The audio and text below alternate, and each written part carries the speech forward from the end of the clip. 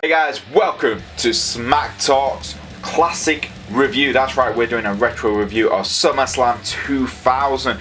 This has been requested by LJ, so thank you for your request. A little bit of a history about SummerSlam 2000. This was in North Carolina. Our commentators for the night are none other than the legendary team of Jerry the King Lawler and good old JR. This had a buy rate of 570,000. So you know that's it was a little bit lower. I think it was 30,000 lower than 1999.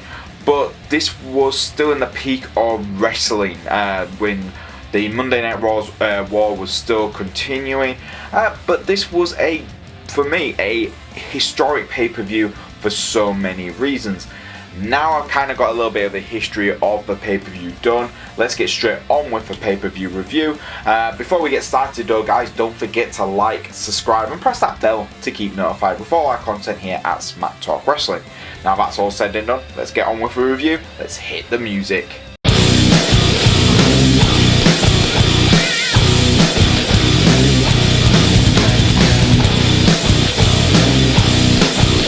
So the first match we got at SummerSlam 2000 was a 6-man tag team match where we saw Right to Censor versus Too Cool and Rikishi. Rikishi was even accompanied by the Godfather's host because Godfather had joined Right to Censor and become the Goodfather, getting rid of all his hoes and being a pimp, and now he was there to save the company. Right to Censor was a faction built on a PG kind of team who wanted to get rid of sex and violence in WWF and reverted back into a family-friendly company, which WWF would become later on. So Right to Censor actually won in the end, I'm just going to say that. But yeah, the match itself was very, very generic in many ways. The Babyface team was super over. I remember as a kid I was so over for Rikishi with Too Cool. I thought they were awesome as a team. And I hated Right to Censor. I think everyone hated Right to Censor quite a lot. But like I said, the match was nothing really too special to write about. It was Steven Richards' first match in WWF at the time as the leader of Right to Censor, and it just felt like this match was building up the Right to Censor's heat, and that's what it did. It looked like Scotty 2 Hotty was about to get the victory, but Steven Richards gets the pinfall on Scotty 2 Hotty and the heels get the victory. The match didn't last that too long. It was only 4 minutes and 32 seconds of a match, so it just tells you how much it was an okay opening match. It gives heat to the heels over a very hot babyface team. So for me, I'm going to give it a 2 out of 5 stars.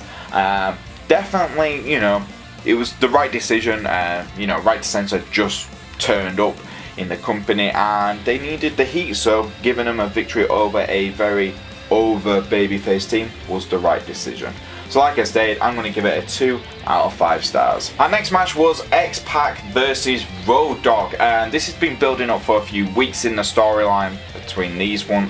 XPac has been getting a bit of an attitude. Road Dogg, who's his tag team partner, decided to have like a friendly competition until they got a little bit too heated and it led to a SummerSlam match between the two of them. Again, this match really didn't last too long. It was under 5 minutes, but it was possibly one of the poorest matches of the night. I'm not saying Road Dogg and XPac aren't good wrestlers. They're definitely fantastic workers in the ring. I still think XPac is one of the most underrated wrestlers in WWF and WWE in his time, but again, I think Road Dogg very similar, very underrated for what he could do in the ring as well. But this was definitely not one of their best matches in the company. Yeah, it looked like Road Dogg was going to get the victory over XPac until XPac hit a low blow to get the victory over his tag team partner. He did cut a promo, again a heelish kind of promo, stating we know who the better man is, let's get war under a bridge and continue being a tag team. Road Dogg didn't really appreciate that. He did attack XPac after that speech and he walked away. I'm going to give this match altogether a 1.5 out of 5. These guys can definitely have really good matches. It's just a shame that this one felt like there was no real chemistry and it just felt really kind of rushed even for a 5-minute match. So like I said, it's a 1.5 out of 5. Next up we had a mixed tag team match. This was for the Intercontinental Championship. It was Chyna and Eddie Guerrero taking on Trish Stratus and Venis. This was really an interesting type of match. This was in between the Chyna and Eddie storyline, whether they were falling in love with each other, they were becoming a couple. Eddie, before the match even stated he would be happy if Chyna wins the IC title over himself. Trish Stratus is just starting out in the company, so her working with a veteran like Venis, who again a very underrated wrestler in WWF at the time. This is heel Venis. He's cut his hair, he's very much strict, and he wants to defend his IC title. The match itself, again, I found it was entertaining, you know, for me as a wrestling fan, mainly because of Eddie Guerrero. Don't get me wrong, Chyna was a powerhouse. She was fantastic in this match in my opinion. Trish Stratus, you know, she just started and she was taking some good bumps in there. But for me, the match really got better when Eddie and Val really got to kind of play about a little bit more in the ring together. And these two definitely, for my opinion, had good chemistry. And you know, it would have been nice to see them two actually have a lot more feuds in the, you know, back in the time, but they really didn't get that many opportunities. Val was very much a lower mid-card type of guy, while Eddie would be mid-card and then become one of the most top superstars in WWF/WWE in the future. But yeah, they definitely, when they were in the ring together, very, very capable. Like I say, Venis for me was very underrated at this time period in WWF. I thought he was one of the, you know, one of the better workers in the company, and I think a lot of guys in backstage thought he was one of the better workers as well. But yeah, when these two worked, it was fantastic. Chyna did win the IC title in this match. This is her second reign as IC champion. She does pin Trish Stratus and gets the victory, her becoming the IC champion. Her and Eddie are celebrating, and Trish is in absolute, you know, she's pretty much flattened on the floor. I'm going to give the match a 2 out of 5 stars. I think everyone did really well in this match, especially Trish. You know, she very much was green in this period of time. Chyna looked like a powerhouse. Venis, absolute fantastic worker, and Eddie Guerrero, you could see the glimpses of brilliance he had in this match. So like I said, a 2 out of 5 stars. Next up we had Jerry the King Lawler versus Tazz. Now this whole storyline started with Tazz pretty much mouthing off to JR. JR didn't like Tazz, Tazz didn't like JR, and he was threatening JR. Until one point, Jerry, who's a good friend of JR, had enough and snapped and punched Tazz in the face. This led on to a feud between the two. Again, Tazz was a badass in ECW. I remember saying this to my friends. I was like, do you remember when Tazz was just a badass? And I think my friends were like, yeah, he was a badass, and now he's fighting Jerry the King Lawler, a commentator. So, you know, he's retired. Like in our heads, the King was retired. He was a commentator, and this match just didn't make sense. Tazz should have been fighting guys like Steve Blackman or stuff like that, and having feuds with those guys, really building himself up in the mid cards and hopefully getting himself up to the upper mid card. But he never, again, Tazz's time in WWF was just, it just didn't work. I think Tazz was better as a commentator than he was a wrestler in WWF. But yes, this was a awful match to watch. There was not very much in it. Tazz was controlling majority of it. He looks like he was about to choke out Jerry the King Lawler. JR gets involved by smashing Tazz in the head with a glass jar full of sweets. The referee's bumped at this point, and King pins him. He gets the victory, and JR and the King get a victory over Tazz. I thought this was a terrible match. It's a waste for Tazz, in my opinion.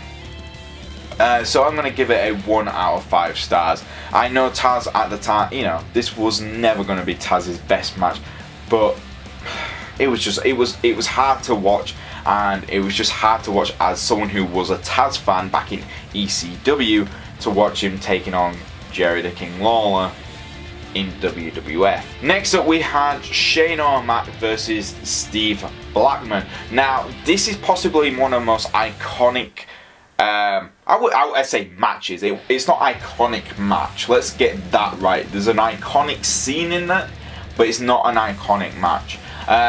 Pretty much Mick Foley had made this match, so the 24/7 rule was disbanded for a while until SummerSlam, and so Shane pretty much couldn't lose the belt.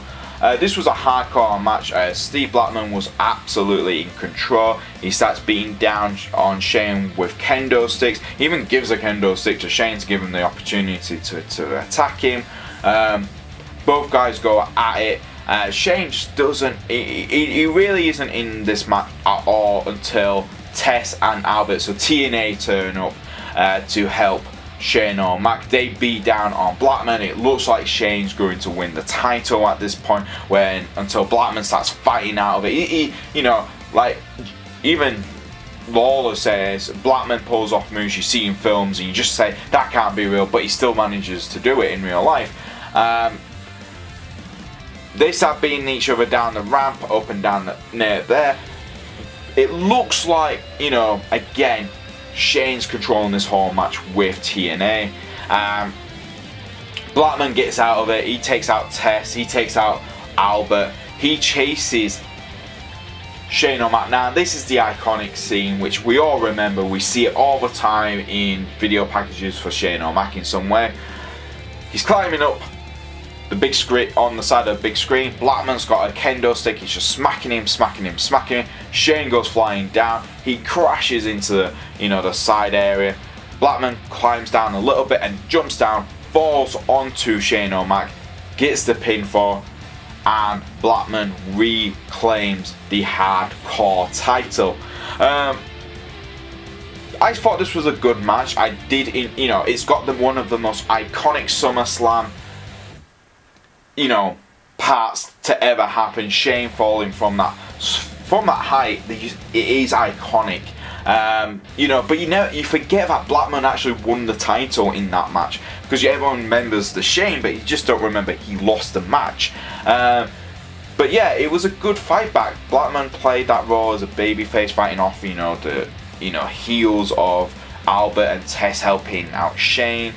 I thought it was a very, very good match, so I'm going to give it a 2.5 out of 5. Next up, we had a 2 out of 3 falls match where we saw Chris Jericho versus Chris Benoit. Again, I remember watching this as a kid and I was like, this is going to be awesome. Chris Benoit's cool. Jericho's awesome. I can't wait to see this. 19 years later, this match still holds up. That just tells you something. There's a few matches in this and you go, damn, they hold up really well, and this is one of the better ones. Chris Jericho taps out in the first round, so he gets put in the crossface very soon in the start of this match, and he does need to tap it. He does struggle for a while. He tries to get to the side, he just can't, and he taps. Then it looks like Benoit's going to put him straight back in the crossface again to get a quick second pinfall to win the whole match. He manages to fight out. We have a good competitive match. Benoit's working the neck and shoulder of Jericho throughout the whole match. The fans are super over for Jericho in this one, chanting Y2J. Chris Benoit is a technical wrestler, fantastic. Everything he does is aiming for 2 points, like I said. It looks like he's about to get the second victory, but before Jericho manages to convert it into the walls of Jericho. Chris Benoit taps out.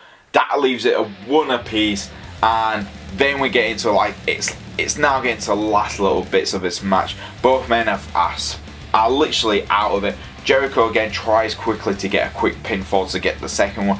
It doesn't happen. Benoit, manages to fight back. Both men they've given it all throughout this whole match. And like I said, this is one of the best matches to hold up in my opinion at this period of time. It looks like Jericho is about to win. Benoit gets him in the crossface yet again.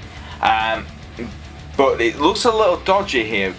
Jericho does get his legs under the rope, but the referee doesn't see it. Benoit gets the third pinfall. He's classed as the winner, and there we go. This would continue their feud further down the line, but for me, as a fan of both guys, I felt this was a fantastic match. I thought Jericho was brilliant. I thought Benoit, it just showed you how good Chris Benoit is. No matter what you think of the guy, what he did, what he did was terrible, but he had fantastic matches, and this for me was a fan favourite match in my opinion. So I'm going to give it a 2.5 out of 5. I thought, like I said, this is one of the matches you can watch back and go, damn, this still holds up to this day. So like I stated, a 2.5 out of 5. Now my favourite match of this pay-per-view, the reason I took on this review, TLC, Edge and Christian versus the Hardy Boyz versus the Dudleys. Now this was awesome. As a fan, as a Edge and Christian fan, this is a fantastic match. As a Hardy fan, this was fantastic. As a Dudley, I just loved all three of these teams, but Edge and Christian was my team. Those were the guys. Everyone else was booing Edge and Christian. I was the kid going, yeah, Edge and Christian are awesome.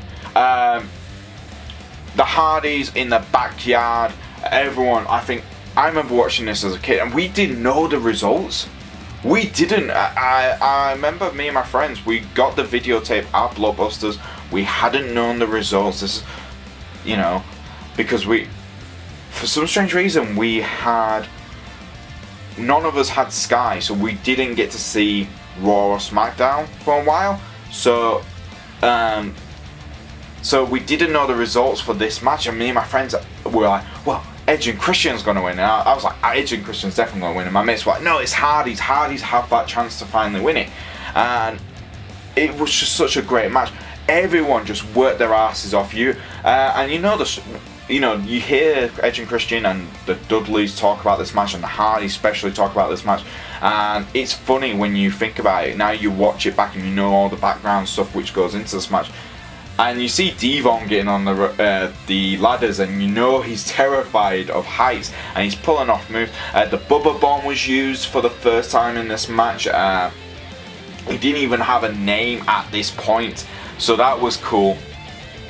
And it looked like the Hardys were going to win. Again, Lita comes out to save them, to take out Edge and Christian, because they were about to win it. Edge takes out Lita with a spear, which is cool. Matt Hardy gets taken out by Devon, puts through some tables. Bubba Ray's put through 2 lots of tables, which is cool. Jeff Hardy's taken out through tables. Edge and Christian are last 2. They climb up. You can see Edge get the title. Christian's a little bit struggling. He finally gets the title. Edge and Christian, are still our WWF Tag Team Champions at this point. Like I said, this is one of my favourite matches of all time. The Chris Benoit and Jericho match holds up. This match still holds up in my opinion. This is literally one of, if not my favourite matches of all time. So I know you guys are going to think I'm biased, but I'm going to give it a 3.5 out of 5 because it was a fantastic match. We had about 18 minutes of this match, and it was just pure gold for it all. So for me, a 3.5 out of 5. Next up, we have the Cat versus Terri in a first ever stink face match. The Cat had Al Snow in her side, and Terri had Perry Saturn, the European champion at this time, on her side. Both women were in leisure bikinis and high heels. Of course they were. This was an absolutely terrible match, and they tried to build it up as both women, you try to stink face each other. You know, and you had Jerry Lawler and JR saying, oh, they worked really hard and someone must have been coaching them. I was like, coaching them what? For they were slipping, they were struggling to even run around in these high heels. They, you know, they barely could pull off any moves, and you know, Al Snow and Perry kind of got involved a little bit, but it really wasn't too much involved in this match. This match was very much felt like a toilet break type of match for the main event, the last two matches. But yeah, the Cat does win. She wins by hitting Terri in the face with the Al Snow's head.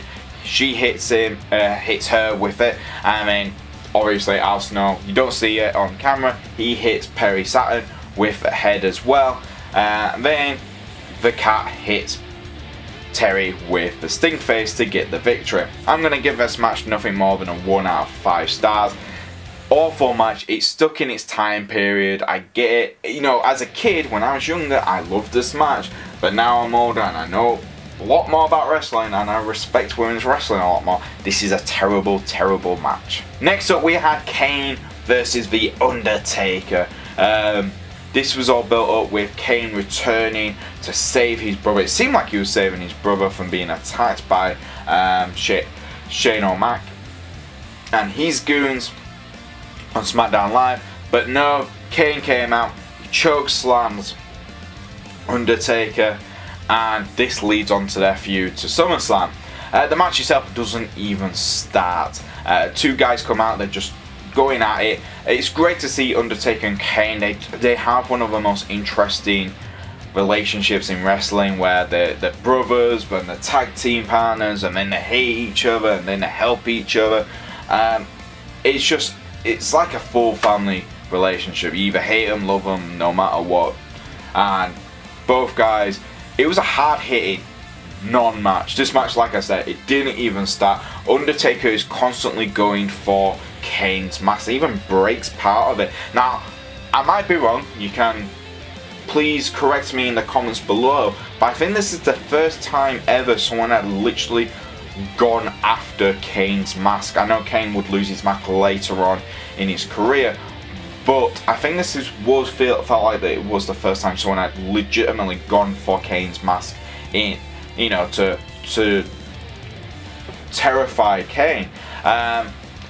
After a while, Undertaker does finally take the mask off Kane. Kane hides it under all his hair, and he runs to the back, hiding his face. Like I said, the match never really started. I would say The Undertaker wins this one, and they make it feel like The Undertaker wins. But it was a good brawl between two big men, and sometimes that's all you need. This was American Badass Taker at the same time. So I'm going to give this a 2.5 out of 5. And last but not least, for our main event for SummerSlam 2000 was The Rock versus Kurt Angle versus Triple H for the WWF Championship.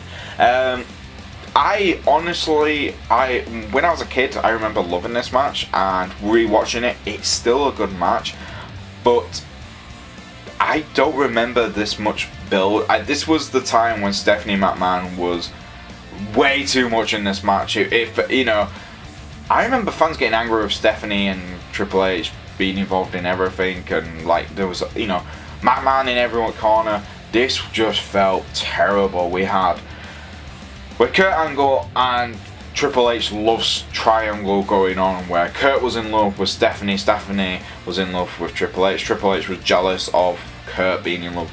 It was just weird, and somehow The Rock got involved after Triple H and Kurt Angle had pinned Jericho in the same match at the same time, so Mick Foley made them both #1 contenders, making a triple threat, no DQ, no disqualification match, no count out match, and it was just weird. Kurt Angle, all throughout the night, there was all this storytelling of Stephanie. Is she in love with Kurt? Is she in love with Triple H? no one really knew. And it was more focused on that, like the Stephanie McMahon storyline with Triple H and Kurt Angle, than the actual title match itself. And it started off with Triple H coming out, beating the crap out of Kurt Angle. Both men going at it. Triple H destroying Kurt Angle, putting him through a table. Medical crew comes out. Triple H gets the sledgehammer. He looks like he's about to finish off Kurt Angle. The Rock comes down. He's not there to save Kurt Angle. He's just there to start his match. Both men go at it. Again, Triple H and The Rock have great chemistry in the ring. I always found it. This wasn't their best match against each other, and but this was still a very good match. It continued on that way. Medical team looked like they were going to carry away Kurt Angle. Triple H tries to prevent that. The Rock starts beating down on Triple H. They go back into the ring. Triple H, Stephanie comes out. She tries to help Triple H win by giving the belt to Triple H. She tries to hit The Rock with it, but she hits her husband Triple H instead. The Rock tries to take out Stephanie, but Triple H prevents that from happening with a low blow. Stephanie runs to the back. She gets Kurt Angle. She begs Kurt Angle, "For me, will you help Hunter win this match?" Kurt agrees, even though Kurt was taken out by Triple H before the match even started. He comes out. He helps distract The Rock for a bit. It looks like Triple H is about to win with the pedigree. Kurt Angle drags him away. Now we have The Rock versus the Kurt Angle match, kind of, because Triple H is taken out by Kurt Angle. They have a mini match between the two of them. Then it looks like Kurt Angle is about to win. Triple H prevents that. No, The Rock looks like The Rock's about to win with the rock bottom. Triple H pulls him out. Then Triple H gets the sledgehammer again off Stephanie. He accidentally hits Stephanie in the face. Then Kurt Angle hits Triple H with the sledgehammer. He gets taken out by The Rock. The Rock hits the people's elbow, and The Rock is still our WWF champion. I really love this match. The only bit which really annoyed me rewatching it was the very much intense Stephanie McMahon. Stephanie McMahon was way too involved in this match, and it was more focused on Stephanie McMahon's love than the actual title, which is the most important thing in this whole storyline. I'm sorry, it's the title. No one cares about Stephanie being in love with anyone. But the match itself was entertaining. When it focused on the match and not Stephanie stuff, it was really good fun. So for me, I'm going to give this a 3 out of 5 stars. A very good main event, and a great way to close off a show with The Rock just holding the title. And there you go, guys. That was SummerSlam 2000. What did I think rewatching it after all these years? I still love it. I still think it's one of the best SummerSlams of the Attitude Era. Yes, there's a lot of matches which don't go past 5 minutes, but I think there's still enough in this to say that I think, the TLC match, best match of the night by far. Undertaker versus Kane, didn't even start, but are just two big guys fighting each other. Fantastic. Rock, Kurt, Triple H, really good main event. And Jericho and Benoit, fantastic, still holds up to this day. There's a lot of, you could show that match to people, no matter what you think about Benoit, but people can still take things away from that match. That's how good that match is. So for me, what am I going to score SummerSlam 2000? Well, I'm going to give it a reasonable score of 2.5 out of 5. I think that's a fair score. There's a lot of good bits, but there's a lot of bad bits in this pay-per-view. But what was your favourite bit about SummerSlam 2000, guys? What was your favourite SummerSlam? Full stop. Leave it in the comments below. If you do like our videos, like I said at the start of this video, please like, subscribe, and press that bell to keep notified. And if you want to follow us on the old Twitter, it's at SmackTalkYouTube. And if you want to follow me on the old Twitter, it's at Boyze88. And I'll see you guys next time on Smack Talk Wrestling Reviews.